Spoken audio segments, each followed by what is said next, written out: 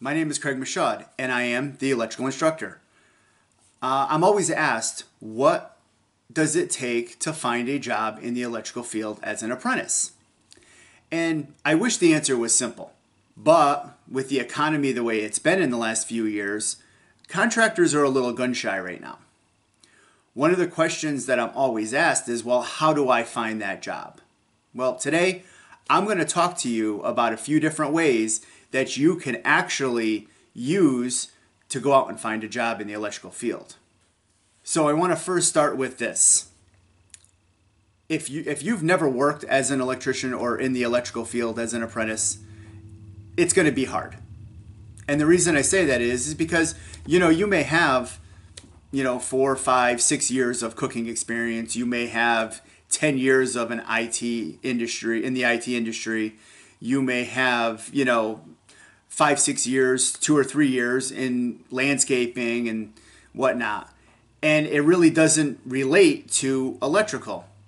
So why should these contractors take a chance on you? Well, with these few little tips that I'm going to give you, I hope that you'll be able to find a job and really move forward in this field, because this is a rapidly changing field and work is popping up all over the place.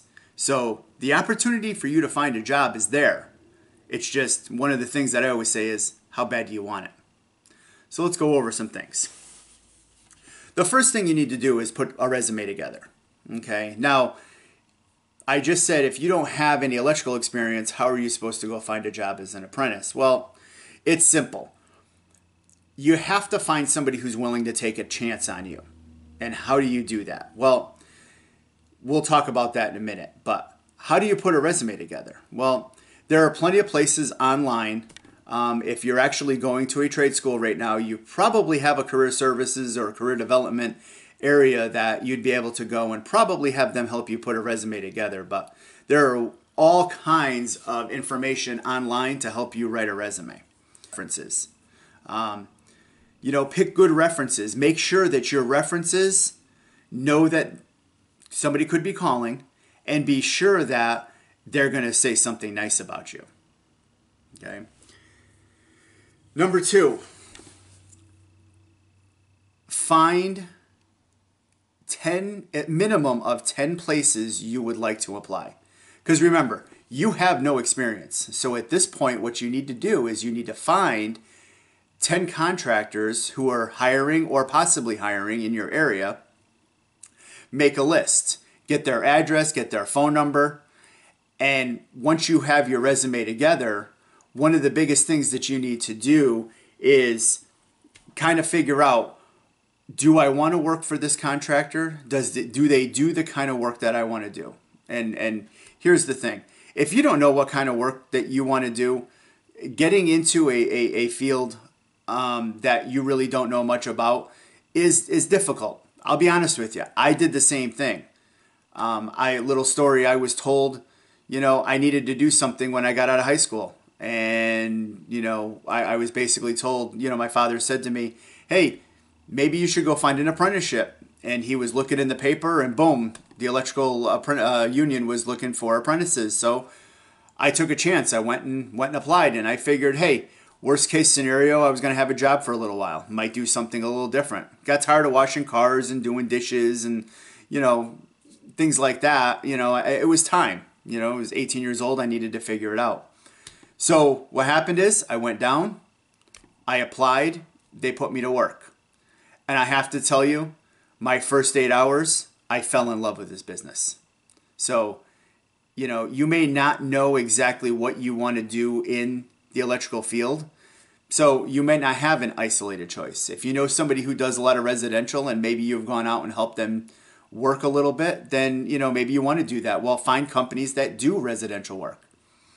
Also, if you don't know, my suggestion, find a commercial company, a big commercial company, because what can happen is they'll get you in and they'll start to teach you different things. You can do low voltage, you can do high voltage, you can do a lot of different things in a large commercial company because they do a lot of things. If you go to a small company, they may be specialized into one thing. And that one thing may not be useful for you because it may not excite you every day, which it happens. Trust me, there are things in this business that I don't enjoy doing, but I do it because I can. And if I have to, let's get on to the third thing. What's the third thing we do? Well, what we're going to do is we're going to make a plan. And what are we going to do? Well, we're going to take our list of 10 contractors and we're going to go through and we're going to say, okay, I'm going to go to 2 places every other day for 2 weeks. And what I'm going to do is I'm going to get up in the morning, I'm going to take my shower, I'm going to brush my teeth, I'm going to be ready to go, and I'm going to walk in with a positive attitude. Walk through their front door, talk to the receptionist, and get the information you can. Be polite. And if somebody's there, you might be able to talk to somebody. I can't tell you how many people I've had come to me say, Em, you're not going to believe this. I walked in, I took your advice, I walked in, I met with a project manager, boom, they hired me right on the spot. Hey, that's great. That's the best thing you can have happen. Is it going to take a few times to do it? Absolutely. Does it happen on the first time? Not always, but could you be one of the lucky ones? Absolutely. Okay, so the fourth thing we want to do is once we figure out where we've gone, we need to make another list. And we need to write down what day we went in there. Because what we want to do is we want to follow up. If you left an application, you want to know, you want them to know that you're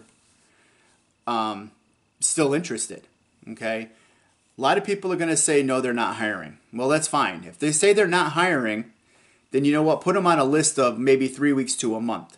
Give them a call. Or if you call back in 3 weeks to a month and they say they're still not hiring, then what you need to do is you need to put them on a back burner and need to go find another contractor to apply to. They're out there. The fifth thing is you can't be discouraged. You can't. I get texts all the time from former students.